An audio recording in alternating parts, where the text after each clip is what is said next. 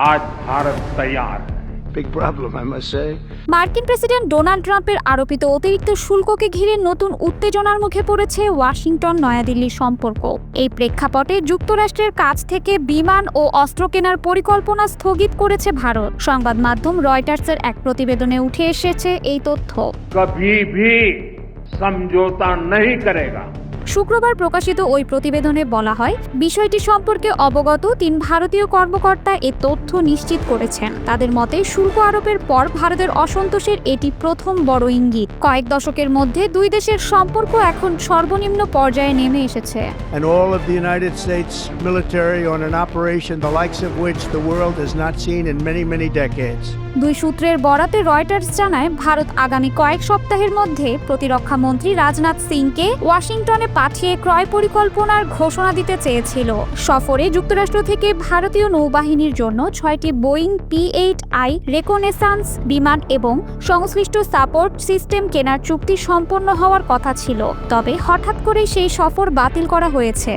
आज भारत तैयार है। উল্লেখ্য, গত বুধবার মার্কিন প্রেসিডেন্ট ট্রাম্প ঘোষণা দেন, রাশিয়ান তেল কেনার জন্য ভারতের উপর অতিরিক্ত 25% শুল্ক আরোপ করা হবে। তার অভিযোগ, রাশিয়ার ইউক্রেন আগ্রাসনে অর্থায়ন করছে ভারত। এই নতুন শুল্কের ফলে ভারতীয় রপ্তানির উপর মোট কর হার বেড়ে দাঁড়ায় 50%, যা বর্তমানে যুক্তরাষ্ট্রের যে কোনো বাণিজ্যিক অংশীদারের মধ্যে সর্বোচ্চ। It doesn't really affect us, except we don't like to see two things. এদিকে ভারতের প্রতিরক্ষা মন্ত্রণালয় ও যুক্তরাষ্ট্রের প্রতিরক্ষা দপ্তর পেন্টাগন এ বিষয়ে কোনো মন্তব্য করেনি। তবে নয়াদিল্লির অভিযোগ, যুক্তরাষ্ট্র তাদের অন্যায্যভাবে লক্ষ্যবস্তু করছে। ভারত বলছে, ওয়াশিংটন ও ইউরোপীয় মিত্ররা নিজেদের স্বার্থে এখনও রাশিয়ার সঙ্গে বাণিজ্য চালিয়ে যাচ্ছে, অথচ একই কারণে ভারতের বিরুদ্ধে কঠোর পদক্ষেপ নেওয়া হচ্ছে। पारंपरिक ज्ञान का खजाना है। एक होलिस्टिक नॉलेज बेस तैयार किया जा सकता है। অন্যদিকে ট্রাম্পের হুমকিকে পাত্তা না দিয়ে রাশিয়া থেকে তেল কেনা চালিয়ে যাবার ঘোষণা দিয়েছেন ভারতের প্রধানমন্ত্রী নরেন্দ্র মোদী। अब फाइनल हो चुका है। দুই দেশের এই নতুন উত্তেজনা শুধু প্রতিরক্ষা চুক্তিতেই প্রভাব ফেলছে না, বরং সাম্প্রতিক বছরগুলোতে যে কৌশলগত অংশীদারিত্ব গড়ে উঠেছিল সেটিও বড় ধরনের পরীক্ষার মুখে পড়েছে। The United States has given $350 billion. কার্যকর হলো প্রেসিডেন্ট ডোনাল্ড ট্রাম্পের ঘোষিত নতুন শুল্ক। এর মধ্য দিয়ে বৈশ্বিক বাণিজ্যে এক নতুন উত্তেজনার সূচনা হলো, যা আমেরিকান ব্যবসা ও ভোক্তাদের উপর নতুন খরচের চাপ সৃষ্টি করবে বলে মনে করছেন অর্থনীতিবিদরা। তবে একই সঙ্গে সরকারের আয় বাড়ার সম্ভাবনাও তৈরি হয়েছে। We gave it in the form of nothing, so I want them to give us something. White house বলছে, এই শুল্কের মাধ্যমে বিপুল অর্থ সংগ্রহ সম্ভব হবে, যেটি ব্যবহার করা হতে পারে যুক্তরাষ্ট্রের ক্রমবর্ধমান বাজেট ঘাটতি সামলাতে। সদ্য কার্যকর হওয়া কর সংস্কার আইন আগামী 10 বছরে দেশটির ঋণ $3.4 ট্রিলিয়ন বাড়াবে বলে আশঙ্কা করা হচ্ছে। I believe that because we got elected, that war will come to an end. বাণিজ্য সচিব হাওয়ার্ড লুটনিক বৃহস্পতিবার ফক্স বিজনেসে দেওয়া এক সাক্ষাৎকারে জানান, নতুন আমদানি শুল্ক থেকে প্রতি মাসে অন্তত $50 বিলিয়ন আয়ের প্রত্যাশা করছে ট্রাম্প প্রশাসন। We get nothing, so we're getting our money back. We're going to get our money back because it's not. গত মাসে বিদ্যমান শুল্ক থেকে যুক্তরাষ্ট্র সরকার আয় করেছে $30 বিলিয়ন, আর সামনে ফার্মাসিউটিক্যাল ও সেমিকন্ডাক্টর খাতে নতুন শুল্ক কার্যকর হলে তা থেকে মোট আয় $1 ট্রিলিয়ন গড়াতে পারে। It's really not okay with him. Therefore, you may have to fight, and maybe it'll end, and maybe it'll end very quickly. এই বিপুল অর্থ কোথা থেকে আসছে? যুক্তরাষ্ট্রের কাস্টমস অ্যান্ড বর্ডার প্রোটেকশন বিভাগের তথ্য অনুযায়ী, ট্রাম্প দায়িত্ব নেওয়ার পর থেকে জুন মাস পর্যন্ত সংগৃহীত মোট শুল্ক আয়ের পরিমাণ $81.5 বিলিয়ন। এই অর্থ আমদানিকারক প্রতিষ্ঠানগুলোর কাছ থেকে সংগ্রহ করা হয়, তবে সেটির বোঝা অনেক সময়ই গিয়ে পড়ে সাধারণ ভোক্তার ঘাড়ে। শুল্ক বাবদ সংগৃহীত অর্থ আমেরিকার জেনারেল ফান্ডে চলে যায়, যেখান থেকে কংগ্রেস যেভাবে চায় সেভাবে তা ব্যয় করা হয়। প্রাথমিকভাবে ট্রাম্প প্রশাসনের ভাষ্য, এই অর্থ দেশের $1.3 ট্রিলিয়ন বাজেট ঘাটতি মোকাবিলায় ব্যবহার করা হবে। We're working on plenty of things that shouldn't be worked on because none of this stuff should have happened. এমনকি ট্রাম্প এক ধাপ এগিয়ে এই শুল্ক আয়ের অর্থ দিয়ে আমেরিকানদের জন্য রিবেট চেক চালুর প্রস্তাবও দিয়েছেন। তবে এই পরিকল্পনা বাস্তবায়ন করতে হলে কংগ্রেসের অনুমোদন লাগবে।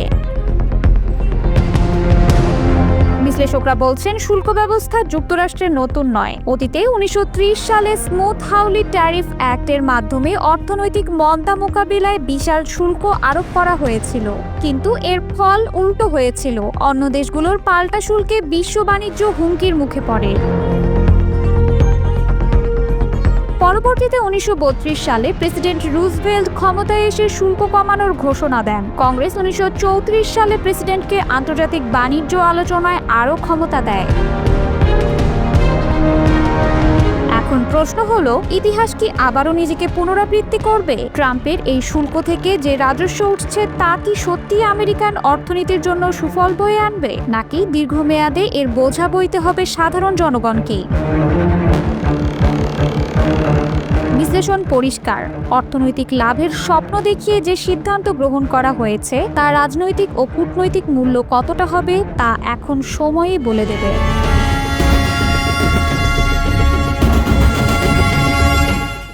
India, very, very tough. मेरे देश के मछुआरों के लिए ভারতের পণ্যের উপর 50% শুল্ক আরোপের পর অবশেষে নীরবতা ভাঙলেন নরেন্দ্র মোদী। আর মুখ খুলে যে হুমকি তিনি যুক্তরাষ্ট্রকে দিলেন তাতে অনেকেই হতবাক হয়েছেন। মোদী ঘোষণা দিয়েছেন কোনো ধরনের আপোষ করবে না ভারত, আরও বড় বিপদ আসলেও না। अपने किसानों के, पशुपालकों के और मछुआरे भाई बहनों के हितों के साथ कभी भी समझौता नहीं करेगा। এদিকে মোদীর এমন হুমকির পর অনেকেই ধারণা করছেন ট্রাম্প হয়তো ভারতের বিষয়ে আরও কঠোর সিদ্ধান্ত নেবেন, এমনকি ভারতের শুল্ক 100% হতে পারে এমন মন্তব্যও ভাসছে সমাজ পাতায়। Perhaps worst of all are the non-monetary. যুক্তরাষ্ট্রের প্রেসিডেন্ট ডোনাল্ড ট্রাম্প ভারতীয় পণ্যের উপর অতিরিক্ত শুল্ক আরোপ করার একদিন পর এই কড়া বার্তা দিয়েছেন ভারতের প্রধানমন্ত্রী নরেন্দ্র মোদী। ট্রাম্পের উদ্দেশ্যে সরাসরি বলেছেন ভারত কোনো আপোষ করবে না, তাতে যদি তার আরও বিপদ হয় তাহলেও কোনো ধরনের আপোষে যাবেন না তিনি। ভারতের পণ্যের উপর 50% পর্যন্ত শুল্ক আরোপের ঘোষণা দেওয়ার পর প্রথম প্রতিক্রিয়ায় কথা বলেন মোদী। বার্তা সংস্থা রয়টার্সের প্রতিবেদন অনুযায়ী দিল্লিতে MS স্বামীনাথন শতবর্ষ আন্তর্জাতিক সম্মেলনে ভাষণ দিতে গিয়ে মোদী বলেন, কৃষকের স্বার্থই আমাদের প্রথম অগ্রাধিকার। কৃষক, পশুপালক ও জেলেদের স্বার্থ রক্ষায় ভারত কখনো আপোষ করবে না। আমি জানি এর জন্য আমাকে চড়া মূল্য দিতে হবে, তবু আমি প্রস্তুত, ভারত প্রস্তুত। हम लगातार काम कर रहे हैं। এর আগে বুধবার প্রেসিডেন্ট ডোনাল্ড ট্রাম্প রাশিয়ার তেল কেনায় ভারতের উপর অতিরিক্ত 25% শুল্ক আরোপ করে নির্বাহী আদেশ জারি করেন। এর ফলে যুক্তরাষ্ট্রে ভারতীয় পণ্যের উপর মোট শুল্ক দাঁড়ালো 50%। ট্রাম্পের নতুন নির্বাহী আদেশে বলা হয়েছে এই আদেশ জারির 21 দিন পর থেকে এটি কার্যকর হবে। প্রেসিডেন্ট ডোনাল্ড ট্রাম্প অবশ্য এর আগেই ভারতের শুল্ক বাড়ানো হতে পারে বলে সতর্ক করেছিলেন। তখন তিনি বলেছিলেন, ইউক্রেনে রাশিয়ান অস্ত্রে কত মানুষ মারা যাচ্ছে তা ভারত আমলে নিচ্ছে না। এরই মধ্যে গত 31 জুলাই 90টিরও বেশি দেশের উপর নতুন শুল্ক হার ঘোষণা করেছিলেন মার্কিন প্রেসিডেন্ট। তখন ভারতের ওপর 25% শুল্ক আরোপ করা হয়েছিল। যুক্তরাষ্ট্রে ভারতের কৃষিপণ্য রপ্তানির পরিমাণ উল্লেখযোগ্য। ট্রাম্প সরকারের নতুন শুল্ক নীতি ভারতের এই খাতের উপর বড় চাপ ফেলবে বলে আশঙ্কা করা হচ্ছে। যুক্তরাষ্ট্রের এই সিদ্ধান্তকে অন্যায়, অযৌক্তিক ও অগ্রহণযোগ্য বলে আখ্যা দিয়েছে ভারতের পররাষ্ট্র মন্ত্রণালয়। তারা জানিয়েছে ভারতের জ্বালানি আমদানি একান্তভাবে বাজার বাস্তবতা ও 140 কোটি মানুষের জ্বালানি নিরাপত্তা বিবেচনায় করা হয়। সেই বাস্তবতা অগ্রাহ্য করে একতরফা শুল্ক আরোপ করায় গভীর হতাশা প্রকাশ করে ভারতের মন্ত্রণালয় বলেছে, জাতীয় স্বার্থ রক্ষায় প্রয়োজনীয় সব পদক্ষেপ নেবে ভারত।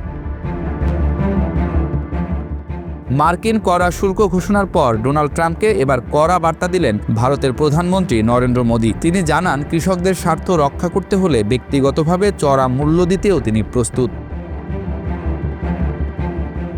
দুই দেশের মধ্যে বাণিজ্য চুক্তি নিয়ে আলোচনা চললেও সেই আলোচনার মূল অন্তরায় হয়ে দাঁড়িয়েছে কৃষি ও দুগ্ধজাত পণ্যের বাজার। যুক্তরাষ্ট্র চাইছে ভারত তাদের কৃষিপণ্য ও দুগ্ধজাত দ্রব্যের জন্য বাজার পুরোপুরি খুলে দিক, কিন্তু নয়াদিল্লি স্পষ্টভাবে জানিয়ে দিয়েছে তারা তাড়াহুড়োয় একতরফা কোনো চুক্তিতে যেতে রাজি নয়। প্রধানমন্ত্রী মোদী তার ভাষণে বলেন, কৃষকদের স্বার্থ আমাদের কাছে সর্বোচ্চ অগ্রাধিকার পায়। আমরা কখনোই কৃষক, পশুপালক বা মৎস্যজীবীদের স্বার্থের সঙ্গে আপোষ করব না। আমি জানি এর জন্য হয়তো আমাকে ব্যক্তিগতভাবে চড়া মূল্য দিতে হতে পারে, কিন্তু আমি প্রস্তুত। মোদির কণ্ঠে এখন রয়েছে আত্মবিশ্বাস। কৃষকদের স্বার্থ রক্ষায় তিনি যে কোনো চাপ মোকাবিলার জন্য প্রস্তুত বলেই জানিয়ে দিয়েছেন আন্তর্জাতিক মহলকে। তার এই বার্তা যেন শুধু ট্রাম্পকেই নয়, গোটা দুনিয়াকে জানিয়ে দিল ভারতের কৃষির প্রশ্নে কোনো রকম ছাড় দেয়া হবে না। मेरे देश के किसानों के लिए এই অবস্থান থেকে সরে আসার কোনো ইঙ্গিত নেই ভারতের, বরং ট্রাম্প প্রশাসনের চাপের মুখে দাঁড়িয়ে মোদির এই বেফাঁস না হওয়া বার্তা এক অর্থে দিল্লির কূটনৈতিক কণ্ঠেও শক্তির প্রতিধ্বনি। এখন দেখার বিষয় এই বাণিজ্য উত্তেজনা কোন দিকে মোড় নেয়, আর যুক্তরাষ্ট্রের বাণিজ্য নীতি আদৌ নিজেদের স্বার্থ রক্ষা করতে পারে কিনা সেটিও সময়ই বলবে। Soft, it's so sad to say. It's so pathetic. 39%. গাজায় দীর্ঘ 2 বছর ধরে চলমান যুদ্ধে হামাসের সামরিক ও রাজনৈতিক নেতৃত্ব মারাত্মক চাপের মুখে পড়েছে। এসবের মাঝেও কর্মচারীদের নিয়মিত বেতন দিয়ে যাচ্ছে ফিলিস্তিনের এই স্বাধীনতাকামী সংগঠনটি। স্বল্প বেতন, জীবনের ঝুঁকি নিয়েও স্বাধীনতার জন্য লড়ে যাচ্ছে হামাস। ধ্বংসস্তূপ, আর্থিক ক্ষতি আর ইসরায়েলি অবরোধের মধ্যেও এক গোপন নগদ অর্থভিত্তিক পদ্ধতিতে সরকারি কর্মকর্তাদের বেতন দিচ্ছে সংগঠনটি। ব্রিটিশ সংবাদ মাধ্যম বিবিসির প্রতিবেদনে উঠে এসেছে এই তথ্য। হামাসের গোপন এই ব্যবস্থার আওতায় প্রায় 30,000 সরকারি কর্মচারীকে বেতন দেওয়া হচ্ছে, যার মোট পরিমাণ $70 লাখ। তবে এটি পূর্ণ বেতনের একটি ক্ষুদ্র অংশ। যুদ্ধ শুরুর পর থেকে কর্মীরা প্রতি 10 সপ্তাহে সর্বোচ্চ 20% কিছু বেশি বেতন পাচ্ছেন। বিবিসির ওই প্রতিবেদনে 3 সরকারি কর্মচারীর বরাতে বলা হয়, সম্প্রতি তারা প্রায় $300 করে পেয়েছেন। কিন্তু ভয়াবহ মূল্যস্ফীতি ও খাদ্য সংকটে এই সামান্য বেতন কার্যত অপ্রতুল। গাজায় এখন 1 কেজি আটার দাম $80, যা ইতিহাসের সর্বোচ্চ। অনেকেই বলছেন ক্ষুধা ও দারিদ্র্যের মধ্যে এ অর্থে পরিবার চালানো অসম্ভব হয়ে পড়েছে। গাজায় ব্যাংকিং ব্যবস্থা প্রায় অচল হয়ে পড়ায় বেতন তুলতেও ঝুঁকি রয়েছে। ইসরায়েলি বাহিনী নিয়মিত হামাসের বেতন বিতরণকারীদের টার্গেট করছে। বেতন বিতরণের জন্য কর্মীদের মোবাইলে এনক্রিপ্টেড বার্তা পাঠানো হয়। বার্তায় নির্দিষ্ট সময় ও স্থানে গিয়ে বন্ধুর সঙ্গে চা খাওয়ার আহ্বান থাকে। সেখানে পৌঁছলে একজন পুরুষ বা নারী নীরবে একটি সিল করা খাম দিয়ে চলে যান। হামাসের ধর্ম বিষয়ক মন্ত্রণালয়ের এক কর্মী জানান, প্রতিবার বেতন তুলতে গেলে তিনি স্ত্রী সন্তানকে বিদায় জানান, কারণ হয়তো আর ফিরতে পারবেন না তিনি। একবার তিনি গাজার একটি ব্যস্ত বাজারে বেতন তুলতে গিয়ে ইসরায়েলি হামলা থেকে প্রাণে বেঁচেছিলেন। অন্যদিকে হামাস পরিচালিত সরকারের এক শিক্ষক জানিয়েছেন, তিনি ছেঁড়া ও পুরনো নোটে 1000 শেকেল পেয়েছেন, যার মধ্যে মাত্র 200 শেকল ব্যবহারযোগ্য ছিল। ইসরায়েলি সেনারা দাবি করেছে, এবছরের মার্চে খান ইউনিসের নাসের হাসপাতালের হামলায় হামাসের আর্থিক বিভাগের প্রধান ইসমাইল বারহুমকে হত্যা করা হয়েছে। অভিযোগ ছিল তিনি সংগঠনের সামরিক শাখায় তহবিল সরবরাহ করছিলেন। তবে হামাসের অর্থের উৎস এখনও পুরোপুরি স্পষ্ট নয়। হামাসের জ্যেষ্ঠ কর্মকর্তারা জানিয়েছেন, 2023 সালের 7 অক্টোবরের হামলার আগে সংগঠনটি গোপন সুড়ঙ্গে $70 কোটি নগদ ও শত শত মিলিয়ন শেকেল মজুত করেছিল। এ অর্থ তদারক করতেন নেতা ইয়াহিয়া সিনওয়ার ও তার ভাই মোহাম্মদ। পরে তারা ইসরায়েলি বাহিনীর হাতে নিহত হন। যুদ্ধের আগে কর ও পণ্য আমদানির মাধ্যমে রাজস্ব আদায় এবং কাতারের $মিলিয়ন সহায়তাও ছিল হামাসের আয়ের উৎস। হামাসের সামরিক শাখা আল কাসাম ব্রিগেডের জন্য আলাদা অর্থায়ন রয়েছে, যা মূলত ইরান থেকে আসে। পাশাপাশি মিশরের নিষিদ্ধ মুসলিম ব্রাদারহুডও তাদের বাজেটের 10% হামাসকে দেয় বলে দাবি করা হয়েছে।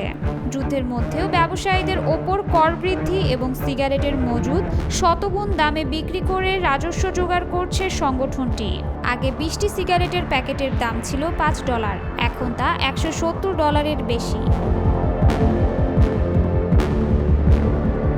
নগদ অর্থ প্রদানের পাশাপাশি স্থানীয় জরুরি কমিটির মাধ্যমে খাদ্য সামগ্রীও বিতরণ করেছে হামাস। ক্রমবর্ধমান ক্ষুধা, দারিদ্র্য ও বৈষম্যের মধ্যেও ফিলিস্তিনের স্বাধীনতার জন্য নামমাত্র বেতনেও জীবনের ঝুঁকি নিয়ে লড়ে যাচ্ছেন হামাসের কর্মীরা।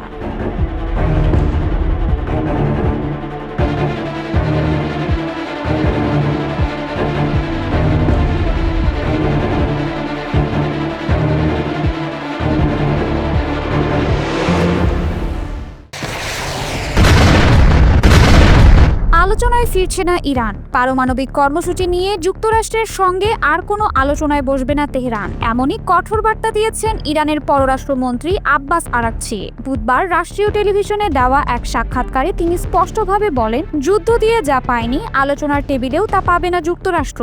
این حملات هست و باید مسئولیت خودش رو بپذیره. এই ঘোষণার মধ্য দিয়ে পারমাণবিক ইস্যুতে মধ্যপ্রাচ্যে নতুন করে উত্তেজনার আশঙ্কা বাড়ছে। বিশেষ করে যুক্তরাষ্ট্র ও ইসরায়েলের সাম্প্রতিক হামলার পর ইরানের কঠোর অবস্থান সংকটকে আরও গভীর করে তুলেছে। هم در مقابل حامیان رژیم صهیونیستی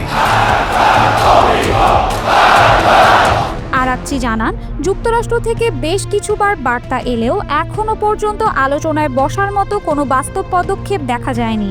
আলোচনা হবে কিনা তা নির্ধারিত হবে শুধুই জাতীয় স্বার্থ অনুযায়ী, বলেছেন তিনি। پیام آمریکا رو دریافت کردیم ظرف 2 روز گذشته. তেহরান জানিয়েছে, আলোচনায় ফিরতে হলে যুক্তরাষ্ট্রকে দিতে হবে গ্যারান্টি, দিতে হবে অর্থনৈতিক ক্ষয়ক্ষতির জন্য ক্ষতিপূরণ, বিশেষ করে পারমাণবিক স্থাপনায় ইসরায়েল ও যুক্তরাষ্ট্রের হামলায় যেসব ক্ষতি হয়েছে সেসবের জন্য। آمریکایی‌ها به معنای واقعی کلمه حمایت میکنن. حالا در عالم سیاست حرفایی زده میشه، چیزایی گفته میشه. এদিকে ইউরোপীয় 3 দেশ যুক্তরাজ্য, ফ্রান্স ও জার্মানি ইতোমধ্যে ইরানকে হুঁশিয়ারি দিয়েছে। তারা বলেছে, আলোচনায় ফিরে না এলে 2015 সালের পরমাণু চুক্তি অনুযায়ী স্ন্যাপব্যাক মেকানিজম প্রয়োগ করে জাতিসংঘের নিষেধাজ্ঞা আবার আরোপ করা হবে। Il y a des cailloux sur ce chemin depuis le mois de décembre qui ont été posés. তবে এর জবাবে ইরান আরও কঠোর হয়েছে। নতুন করে জানিয়ে দিয়েছে, আন্তর্জাতিক পরমাণু শক্তি সংস্থা IAEA এখন থেকে তেহরানের পারমাণবিক স্থাপনায় বিনা অনুমতিতে প্রবেশ করতে পারবে না। এই অনুমতির ক্ষমতা এখন দেওয়া হয়েছে ইরানের সুপ্রিম ন্যাশনাল সিকিউরিটি কাউন্সিলের হাতে, যা মূলত সামরিক ও ধর্মীয় নেতৃত্বের অধীনে। আরাকচি আরও বলেন, IAEA গত কয়েক মাসে যে রিপোর্ট দিয়েছে তাতে বোর্ড অব গভর্নেন্সে যে প্রস্তাব পাশ হয়েছে সেটি আমাদের বিরুদ্ধে ছিল। এই যুদ্ধ শুরু হওয়ার আগেই তারা পক্ষপাত দুষ্ট রিপোর্ট দিয়েছে। به اهداف نظامی و اقتصادی در তেহরানের অভিযোগ, যুক্তরাষ্ট্র ও ইসরায়েলের হামলার পরপরই আন্তর্জাতিক পর্যবেক্ষকরা দেশ ছাড়ে, ফলে সংস্থার নিরপেক্ষতা নিয়ে প্রশ্ন উঠেছে। از بین میبرم که البته اعتراف کرد که نمیتوانه. এই মুহূর্তে ইরান ও যুক্তরাষ্ট্রের মধ্যে সরাসরি আলোচনা নেই, তবে যুক্তরাজ্য, ফ্রান্স ও জার্মানির মাধ্যমে পেছনের দরজা দিয়ে কিছু বার্তা বিনিময় চলছে বলে জানা গেছে। ما شب اول فقط اهداف نظامی رو در نظر گرفتیم. আন্তর্জাতিক গণমাধ্যমগুলো জানাচ্ছে, আগস্টের শেষ নাগাদ কোনো সমাধানে না পৌঁছতে পারলে ইউরোপীয় দেশগুলো জাতিসংঘের নিষেধাজ্ঞা পুনর্বহালের উদ্যোগ নিতে পারে। בהשגת המטרות. כשנשיג את המטרות, বিশ্লেষকরা বলছেন, পারমাণবিক ইস্যুতে ইরান যতই কঠিন অবস্থান নিক না কেন, একটি সামরিক সংঘাত এড়াতে শেষ মুহূর্তে কূটনীতির পথ খোলা রাখা হতে পারে। তবে তেহরানের কণ্ঠে এখন যে আত্মবিশ্বাস ও স্পষ্টতা, তাতে বোঝা যাচ্ছে চাপের মুখে আর মাথা নিচু করবে না তারা।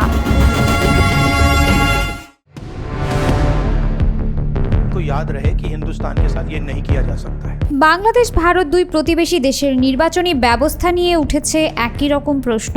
শেখ হাসিনার 15 বছরের শাসনামলে যেমন ভোটারবিহীন নির্বাচন হয়েছে, তেমনি ভারতে নরেন্দ্র মোদীর আমলেও EVM কারচুপি ও ভোট চুরির অভিযোগ। কংগ্রেস নেতা রাহুল গান্ধী চাঞ্চল্যকর অভিযোগ করেছেন যে নির্বাচন কমিশন ও বিজেপি মিলে বড় মাপের নির্বাচনী জালিয়াতি করছে। তার দাবি অনুযায়ী কর্ণাটকের মহাদেবপুরা বিধানসভা কেন্দ্রে 1 লাখ ভুয়া ভোট পড়েছে। রাহুল গান্ধী বলেছেন, এটা আর শুধু কোনো দলের হার জিতের বিষয় নয়, এটা ভারতীয় গণতন্ত্রের ভিত্তির বিরুদ্ধে হুমকি।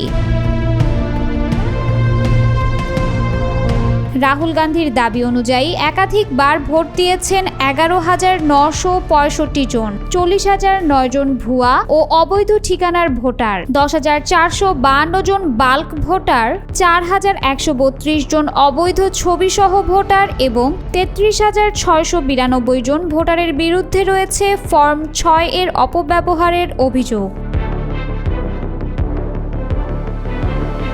নির্বাচন কমিশন রাহুল গান্ধীকে চ্যালেঞ্জ জানিয়েছে যে তিনি হয় সাক্ষ্য প্রমাণ সহ হলফনামা জমা দিন, নতুবা ভিত্তিহীন অভিযোগ করা বন্ধ করবে। Chief election commissioner Rajiv Kumar দাবি করেছেন ইভিএম 100% নিরাপদ, কিন্তু বিশেষজ্ঞদের গবেষণায় দেখা গেছে যে ভারতীয় ইভিএম উল্লেখযোগ্য দুর্বলতায় ভুগছে এবং অসৎ নির্বাচনী কর্মকর্তাদের দ্বারা কারচুপি করা সম্ভব। শেখ হাসিনার আমলে 3টি জাতীয় নির্বাচন নিয়েও কারচুপির অভিযোগ উঠেছিল।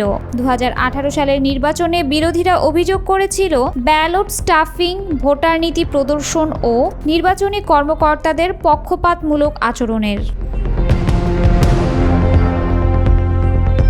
হিউম্যান রাইটস ওয়াচ 2019 সালে দাবি করেছিল যে বিএনপির পোলিং এজেন্টদের 221টি কেন্দ্রে প্রবেশে বাধা দেওয়া হয়েছিল। 2024 সালের নির্বাচনে ভোটার উপস্থিতি ছিল মাত্র 41.8%। বিশ্লেষকরা মনে করেন মোদির ভারত হাসিনার স্বৈরতন্ত্রকে সমর্থন দিয়েছে নিজের ভূরাজনৈতিক স্বার্থে। 15 বছর ধরে হাসিনার যত অপকর্ম হোক মোদি তার পাশেই ছিলেন। বিশেষজ্ঞরা বলছেন মোদির সহযোগিতায় হাসিনার শাসন হয়ে উঠেছিল একদলীয় স্বৈরতন্ত্র। ভারতের সাথে অসম বাণিজ্য চুক্তি, আদানি গ্রুপের পক্ষে চাপ, সবকিছুতেই বাংলাদেশের জাতীয় স্বার্থ বিসর্জন দিয়েছিলেন হাসিনা। ভারতে ইভিএম হ্যাকিং নিয়ে দীর্ঘদিনের বিতর্ক। বিশেষজ্ঞরা দেখিয়েছেন এই মেশিন মোবাইল ফোন থেকে ওয়্যারলেসভাবে কারচুপি করা সম্ভব। হাসিনা বাংলাদেশে আর মোদি ভারতে একই ধরনের স্বৈরাচারী প্রবণতা দেখিয়েছেন, বলছেন রাজনৈতিক বিশ্লেষকরা। বিশেষজ্ঞরা মনে করেন উন্নয়নের নামে গণতন্ত্র ধ্বংস করার একটি গ্লোবাল প্যাটার্ন দেখা যাচ্ছে। ভিডেম ইনস্টিটিউট এখন ভারতকে ইলেকটোরাল অটোক্রেসি হিসেবে চিহ্নিত করেছে, যার অর্থ নিয়মিত নির্বাচন হলেও সরকার ক্রমবর্ধমান স্বৈরাচারী। বাংলাদেশের ছাত্র জনতার অভ্যুত্থানে হাসিনার পতন হয়েছে। ভারতে কি একই পরিণতির দিকে এগিয়ে চলছে মোদি, নাকি গণতান্ত্রিক প্রতিষ্ঠানগুলো তাকে রক্ষা করবে? ইন্ডিয়া আউট ক্যাম্পেইন যেমন মালদ্বীপ, শ্রীলঙ্কা ও বাংলাদেশে দেখা গেছে, সেরকম আন্দোলন কি ভারতের অভ্যন্তরেও শুরু হতে যাচ্ছে?